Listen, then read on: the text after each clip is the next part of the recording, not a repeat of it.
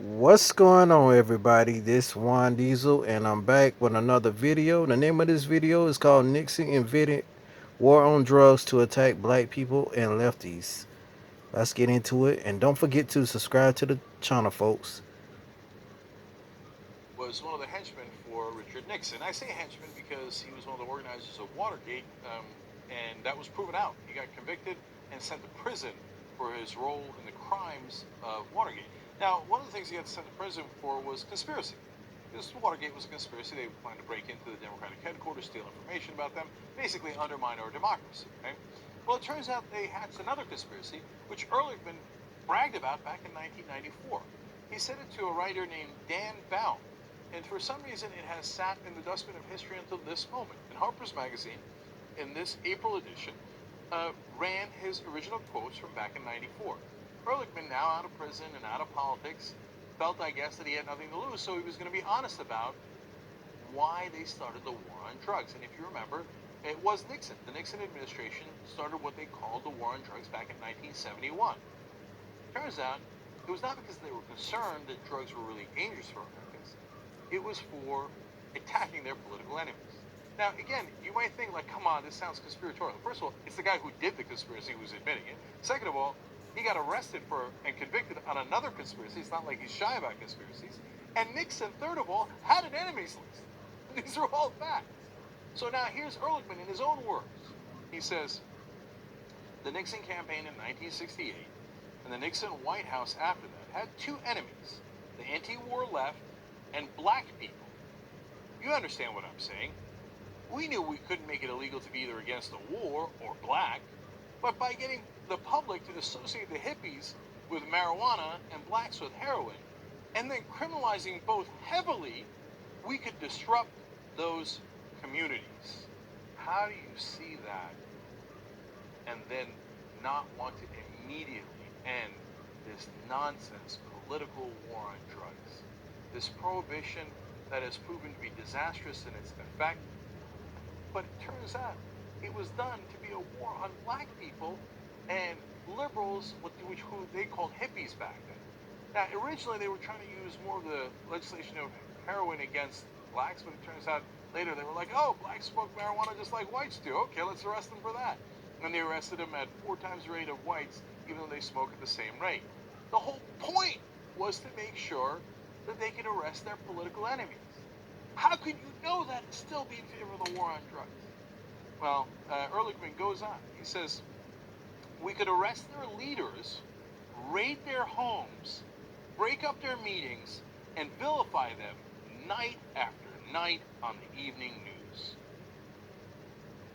Now, I'm going to show you how they're still doing that in a second. But when asked about whether he and Dick Nixon intended to do that, he said, quote, did we know we were lying about the drugs? Of course we did. Jesus Christ. Now, there was one other member of that Nixon administration, and he wound up having a fairly large role later in American politics. Let me show you a picture. That's right there, Richard Nixon sitting in the White House with Roger Ailes. Now, what does Roger Ailes do now? Oh, he's the head of Fox News. Back then, Roger Ailes wrote this memo, and he gave it to Richard Nixon. Quote, a plan for putting the GOP on TV news. Now, keep in mind that Ehrlichman says, night after night on the news, we're going to blame black people for drugs and call them dangerous so we can beat them politically. Now let me show you what Fox News is doing today, night after night, led by Roger Ailes, who was in that same Nixon administration. Now watch. About race, not drugs. They feel that police departments are corrupt across the nation. They target African American youth. They try to track them down for having J's on them, and put them in jail because they hate blacks. I mean, that's what it is.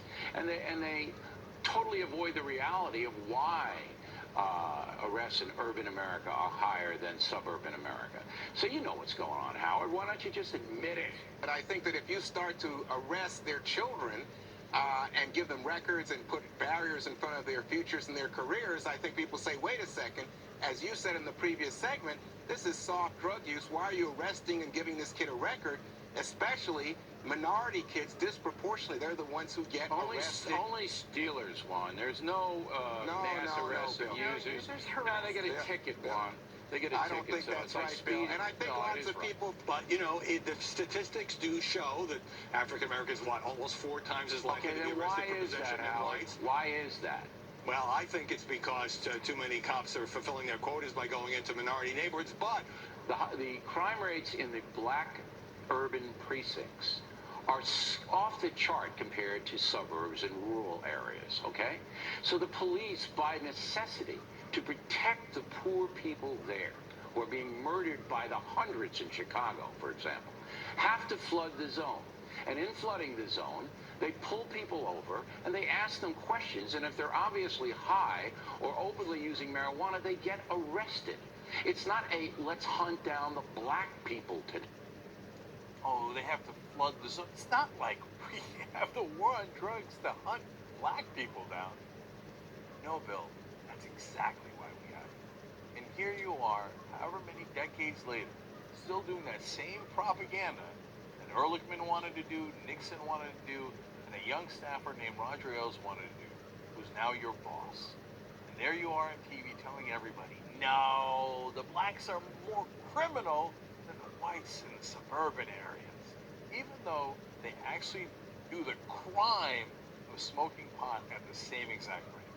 But they get arrested at 4 times the rate. Why? Because that's the whole point of the war on drugs. We have to end it